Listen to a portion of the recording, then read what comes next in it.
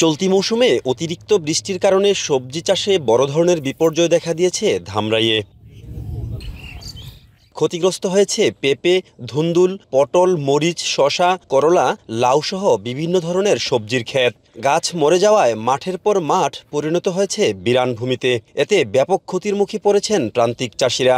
আমাকে এবার কৃষকের সব কৃষকের মনে করে আমাকে এবার ক্ষতি, কোনো কৃষকে কয়ে পারবো না যে আমি এবার ফসল ভালো তুলছি। অনেক ক্ষতি। এনে একটা জমিতে মনে করেন 50,000 টাকা একটা পাখি যদি ঢালন লাগে, 50,000 টাকা দৈরি গায়ে কামলা টামলা বাদ দেয়। মানুষের কাছে থেকে মনে করেন রোন আইনে ক্ষেতগুলা করছি, কিন্তু আমাদের চালানপাতি সম্পূর্ণ বৃষ্টির কারণে ধ্বংস হয়ে গেছে।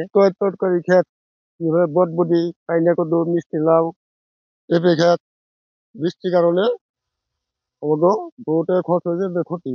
এ অবস্থায় পর্যাপ্ত সরকারি সহযোগিতার দাবি জানিয়েছেন ক্ষতিগ্রস্ত চাষিরা।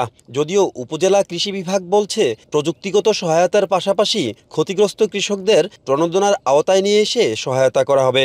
যাদের ক্ষতিগ্রস্ত হয়েছে আমরা কৃষি বিভাগ থেকে চেষ্টা করছি তাদেরকে একদিকে টেকনিক্যাল যে পরামর্শগুলো রয়েছে সেগুলো দেয়া এবং উন্নত মানের বীজগুলো যেন ওনারা করেন সেই দিক নির্দেশনা তাদেরকে দেওয়া হচ্ছে এবং সরকার কৃষি সবজি প্রণোদনা দিচ্ছে, তাদেরকে যদি আমরা প্রণোদনার আওতায় উপযুক্ত যদি হয় পাওয়ার জন্য তাদেরকে উপযুক্ত প্রণোদনার আওতায় নিয়ে এসে তারপর প্রণোদনা দেওয়ার ব্যবস্থা করা হচ্ছে। কৃষি বিভাগের তথ্য অনুযায়ী এবছর ধামরাই উপজেলায় 2,500 হেক্টর জমিতে সবজির আবাদ হয়। টানা বৃষ্টির কারণে আবাদের প্রায় অর্ধেক পরিমাণ সবজি নষ্ট হয়ে গেছে।